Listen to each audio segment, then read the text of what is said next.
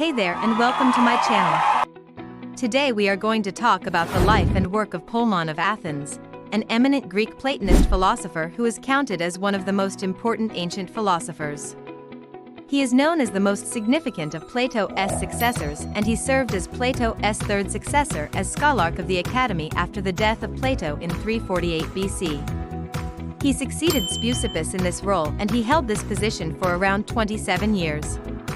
In this video, we will be looking at his early life, his works, major contributions, and finally his death. But before we start, if you are new here, then make sure to like and subscribe. With that said, let's begin. Polemo was born in Athens around 360 BC. His father's name was Adamanthus and his mother was called Lasthenes. We don't have much information about his early life, but what we know is that he received a good education in philosophy from the leading thinkers of Athens. At this time, Athens was a center of intellectual activity and many famous philosophers like Plato, Speusippus, Xenocrates, and others were there. When Polemo was just 9 years old, Plato founded the Academy, which would later become the most important center of philosophical learning in the ancient world.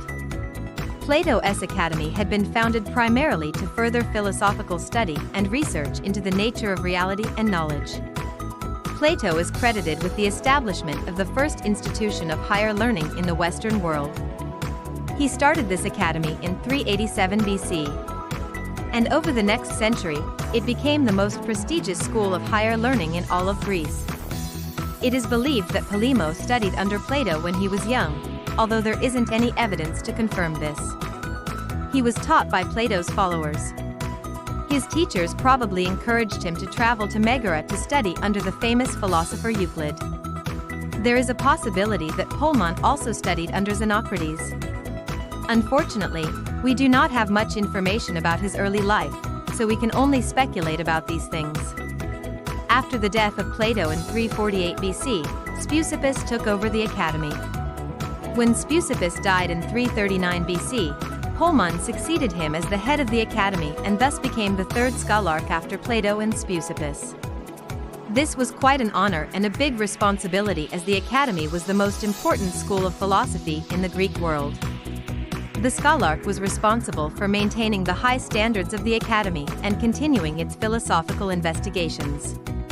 We don't know much about Polmon's personal life, but it is believed that he never married and had no children. He was completely dedicated to his philosophical studies and teaching. He lived a simple and austere life, like most Greek philosophers. Polmon was highly respected by his students and colleagues.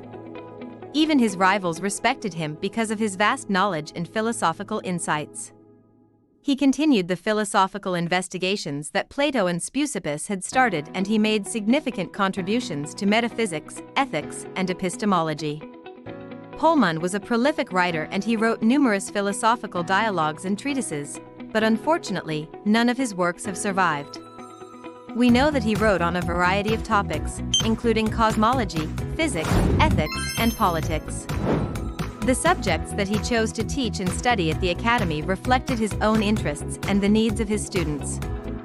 He was particularly interested in the relationship between the human soul and the divine, and he explored this topic in several of his works.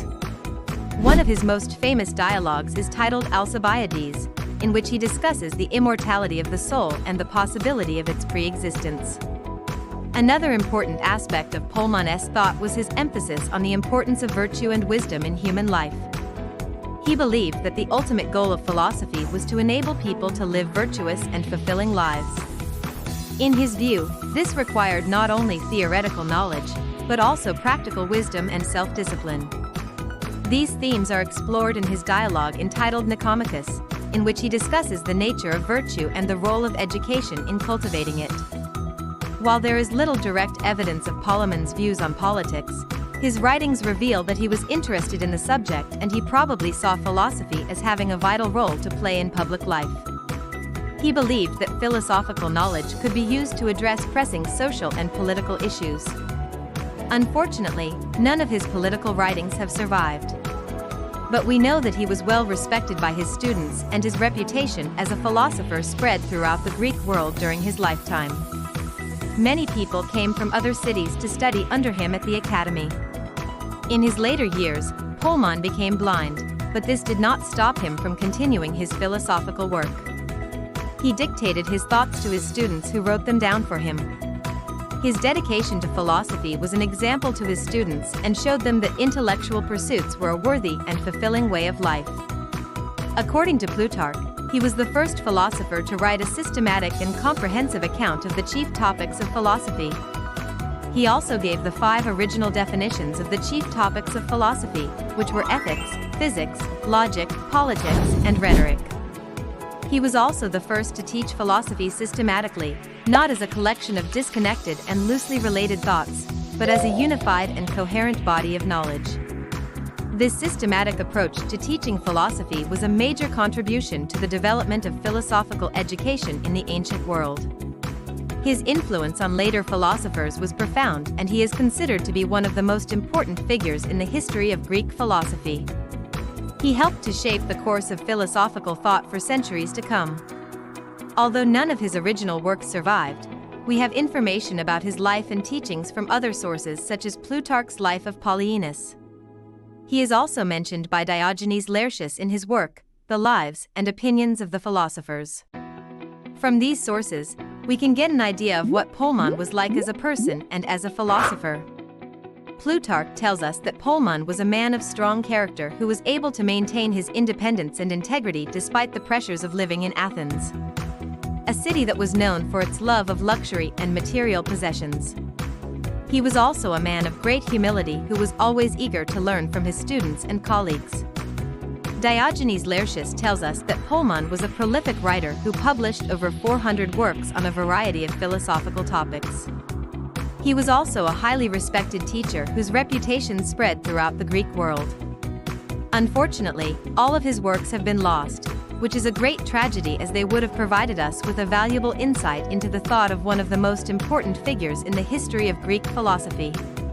The end of Polmon's life and the exact date of his death are not known, but it is believed that he died sometime around 306 BC. He likely died in Athens, where he had spent most of his life. There are some conflicting accounts regarding the circumstances surrounding his death, but the details are unclear and cannot be confirmed. One tradition says that he was put to death by order of King Pyrrhus of Epirus, but there is no evidence to support this claim. Another tradition says that he was killed by his own students, but this is also unlikely. More plausible is that he died of natural causes, perhaps during an epidemic or some other widespread illness. Even though very little is known about his death, his legacy as a philosopher continued to live on. His students and followers continued to study and write about philosophy, keeping his memory alive. So that was the story of Polmon of Athens. If you liked this video, please give it a thumbs up and share it with your friends. Also, don't forget to subscribe. Thank you for watching.